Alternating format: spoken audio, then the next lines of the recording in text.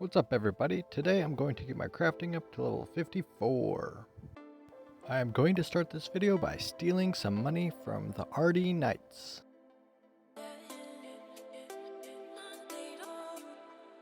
"72 thieving!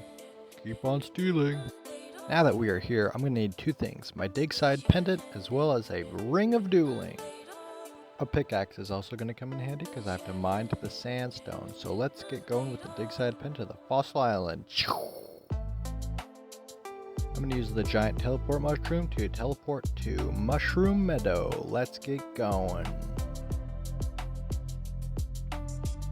Now that I am here, I'm going to run east and there should be a boat off the little island, and that little boat will take us underwater. So we're going to go scuba diving. As an Iron Man, I'm going to have to make molten glass, and that is done by having seaweed as well as buckets of sand. So this is what I'm going to do for the seaweed, is take this little boat right over here, which should take me to a little island, and from there we should be able to go underwater. Now this little island is pretty legit because there is a bank chest right over there. I'm going to use the bank and I'm going to get the seaweed spores, which will allow me to grow the seaweed in the farming patch underwater. I'm going to grab some of these spores and make my way to the boat. Dive with the boat. You don't need gear, you just have a little oxygen timer. So now we're here, you can see I have the oxygen levels. It starts at 100, goes down, takes about 2 minutes to run out. So, man, my previous seaweed died, so I have to make some more. Farm it, and then I gotta pick it. So first I'm going to clear the path, but I do have to get the stuff for my farming. So spade, seed dipper, and I'm going to get a rake too. Why? Because might as well as some compost. Gotta clear the old seaweed and make room for the new spores. The great thing about this method is that this seaweed is giant seaweed. So every seaweed I get gives me 6 soda ash when I burn it in a fire, where a regular seaweed would only give me 1. So this definitely is will save me time wise. So this is probably the best route to go. It takes about 40 minutes to grow, so I'm going to plant this seaweed, put the compost on it, and then we gotta wait. Now if you are an Iron Man and you are looking for spores, the spores do randomly appear on the ground in this location. So as you can see right there, got a spore that just appeared, and just pick them up. I ended up just staying here while my seaweed was growing because I wanted to get some spores. So as you can see, I was just waiting. Every time my timer would go down, I'd climb up that anchor and get some more oxygen, then go back down. Since my farming is low, I gotta cure my seaweed. It got infected, got diseased. Another spore, we take those. While I was underwater, I also got a lamp from a genie, so you know where that goes, Herblore, because Herblore sucks on an Iron Man. So I'm putting that on Herblore and getting back on that boat. Now that we are here, my seaweed is ready to be picked, so I'm going to go and do that. For that, I do believe you need a spade, but as you can see, I've been here for a while. I have 20 spores. The spores drop randomly from 1 to 3 as far as I've seen. I don't know if those numbers are anymore, but picked up the seaweed. Now I'm going to bank everything I have. The seaweed as well as the spores. Since the seaweed, the giant seaweed, gives me 6 soda ash per seaweed, I can only have about 8 of them before my inventory gets full. So I'm going to get myself a games necklace and teleport to Bertho. Hey man, where'd that seaweed go? I gotta find that giant seaweed. There it is. Grab 8 of those. I just figured that works best for me. I got my games necklace as well as my ring of dueling. So let's teleport with the games necklace. I use this method personally just because there's a bank right next to a fire, so it's very quick to just burn them, cook them, whatever you want to do, turn it into soda ash, and then and then just bank it. So this is the best method I've seen for cooking the soda ash. Running over here to this fire. Now there's a bank chest, but you can also trade this dude, and he actually is used as a bank. So as you can see here, each one of those giant seaweed turns into 6 separate soda ash. So it saves you time wise. If you're running from charters, it's just gonna take you forever, and you gotta get more seaweed. So this definitely saved me time wise. Now I'm going to get some water skins as well as a cathar bee teleport. I'm going to withdraw that money that I got from thieving those RD Knights. Let's grab all 19k. It's only 19k. I don't have much. I actually just bought some battle staffs, so I'm a broke dude.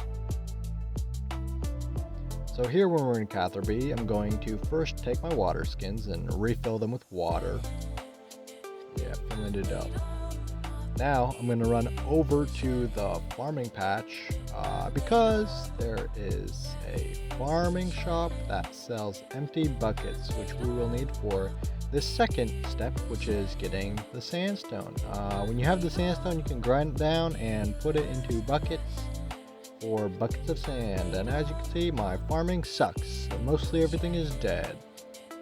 That's not what you want to see on an Ironman. Ugh. Buying the empty bucket packs. I'm just gonna buy 3 of them. That's 300. Each bucket pack gives you 100 buckets. So I'm just gonna do this. Open them up. Boop, boop, boop. And now we're gonna use the Ring of Dueling. Teleport to Al-Kharid. From Al-Kharid, I'm going to run over here to the southwest. There's a ferry for the Temperos, and the Temperos, believe it or not, is just south of the place we're going to mine. So running over here to the Temperos teleport. Run, run, run. Got my agility up a little bit so I can run a little bit faster, longer, and ferry.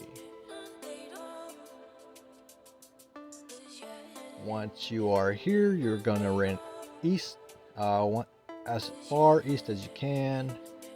There will be a gate where you do need to get a shanty pass just to get into the desert.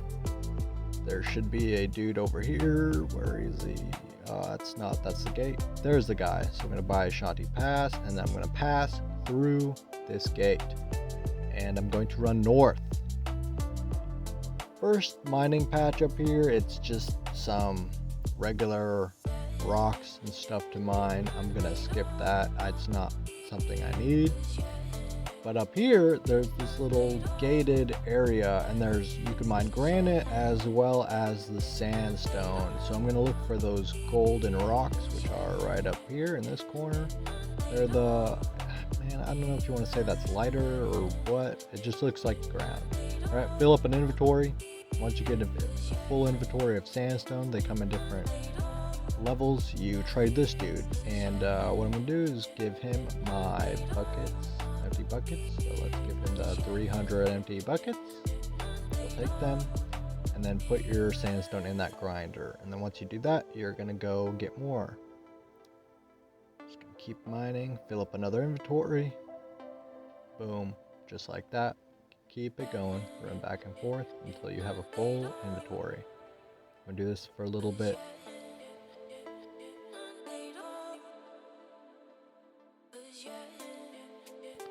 The bigger ones give you more sand. The small ones, I don't care. I'm just doing all of it. So here we go. That should be all of the buckets. So as you can see, he says I have 316 buckets of sand. So I'm going to collect all of them. Actually 309. So I'm going to collect all of them.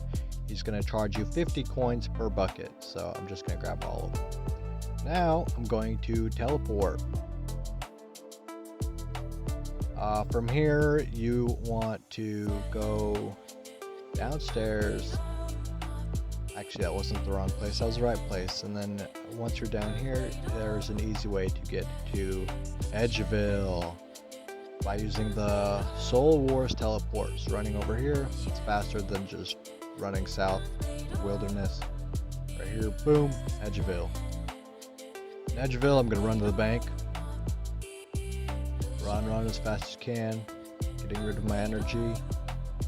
Because my agility sucks. Now once I'm here, I'm just going to go to the bank. I'm going to deposit all my stuff, water skins and everything. And the one thing I'm going to want is that soda ash that we used from burning the big seaweed, the giant seaweed. I'm going to withdraw 14 of those and 14 buckets of sand. So first I'll get the sand, 14. And now I'm going to get the soda ash. Once you have this, you can click on this furnace that is just east of us. And doing this, you will make the molten glass. And that's what I'm going to use for crafting, is by blowing glass. So I need molten glass or whatever that's called. And yeah, 53 crafting. I need one more level to make water battle staves. So once I have all that, this is all my molten glass. I'm just gonna make these orbs. Full inventory. Just keep doing this till I have all of them done. I have like 300 and something to do, so let's get them all done.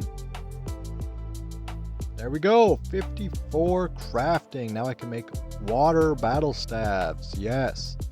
Now I'm in Falador. Gonna jump this little gate. It's the west side. And I'm gonna go create those water battle staves. So there's a few things I have to do before I'm able to do this. I have to run to the Taverley dungeon. Gotta find that dungeon sign and climb down the stairs. There we go.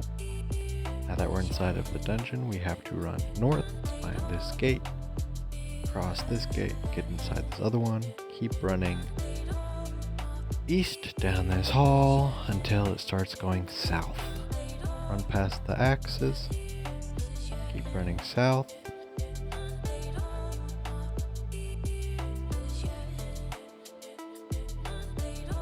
All of the lava, chaos dwarfs, as well as the poisonous scorpions, and enter the Black Knight's fortress down here to the south.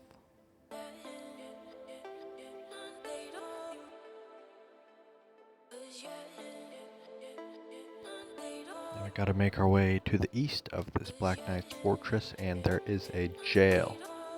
At this jail there is a jail guard. So we're going to have to defeat him in order to get the jail key and gain access to that cell. Here's that jail guard, so we've got to kill him. Once he's dead, he drops a jail key.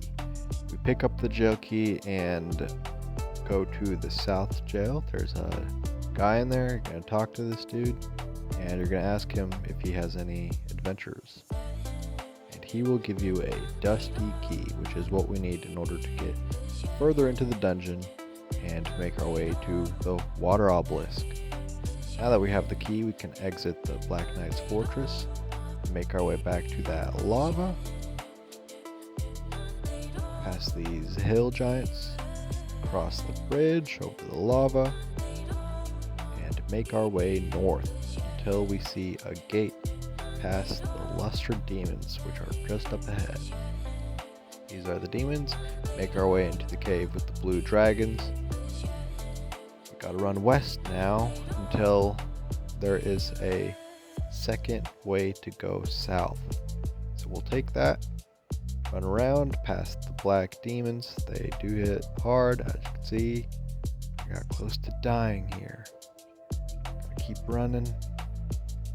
Past the poisonous spiders. I did bring an anti-poison in case these spiders choose to poison me, and then up the ladder. And this is the obelisk. Now that we're at this obelisk, we are able to craft our water orbs. Gotta cast the spell, which takes water runes as well as cosmic runes. There we go. Almost ready to craft our water battle staves. Now we have everything we need. Running to the bank, deposit the orbs and everything. I'm going to withdraw some battle staffs, 14 of them, and then also withdraw 14 of the water orbs. This way I can combine them into a water battle staff.